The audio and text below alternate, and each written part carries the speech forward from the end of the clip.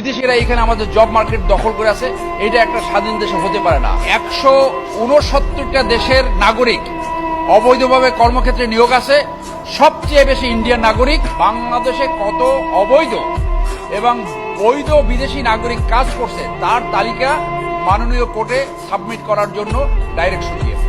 10 লক্ষাধিক অবৈধ বিদেশি আমাদের জব মার্কেট দখল করে আছে এবং তারা প্রতি বছর 10 বিলিয়নের বেশি ডলার বাংলাদেশ থেকে অবৈধভাবে বিদেশে নিয়ে যাচ্ছে। একদিকে বাংলাদেশের কর্মক্ষম যুবক ইউনিভার্সিটি পড়া ছেলেমেয়েরা চাকরি পাচ্ছে না, অন্যদিকে আমাদের জব মার্কেট অবৈধভাবে দখল করে আছে। এই ইস্যুটি নিয়ে আমরা একটা রিট করি। সেই রিটের উপর গত 3 দিন শুনানি হওয়ার শেষে আজকে মাননীয় আদালত আদেশ দিয়েছেন, রুল ইস্যু করেছেন এবং ডাইরেকশন দিয়েছেন।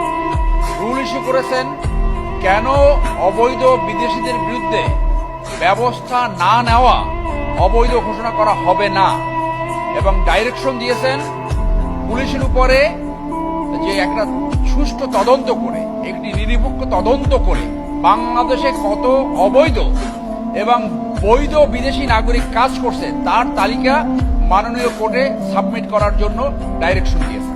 ঢালাইয়ের দৃঢ়তা, নির্মাণে নিশ্চয়তা, প্রিমিয়ার সিমেন্ট, ঢালাইয়ের রাজা। সেই ডিটেনশন সেন্টার পুলিশ করছে বলে আমাদের জানা নাই, এবং তাদের পাসপোর্টে যারা এই দেশে ট্যুরিস্ট ভিসায় এসে আমাদের জব মার্কেট দখল করে আছে তাদের সেই ভিসার উপরে স্পষ্টভাবে স্ট্যাম্পিং করতে হবে এমপ্লয়মেন্ট প্রোহিবিটেড।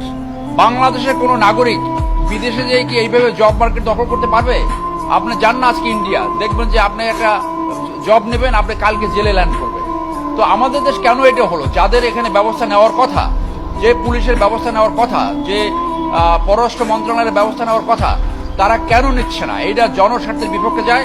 এবং আজকে আপনার ভাই বোন, আপনার আত্মীয়, আমাদের ছেলেমেয়েরা যারা ইউনিভার্সিটিতে লেখাপড়া করছে, যাদের আমাদের সংবিধান অনুযায়ী যোগ্যতা অনুযায়ী নিযুক্ত হওয়ার অধিকার রয়েছে, তারা সেই অধিকার থেকে বঞ্চিত হচ্ছে।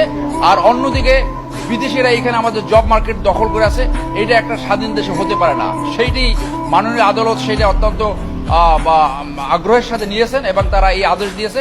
একটা তদন্ত হবে, তদন্তের মাধ্যমে বের হবে টোটাল বাংলাদেশে কত অবৈধ বিদেশি কর্মক্ষেত্রে নিয়োগ আছে।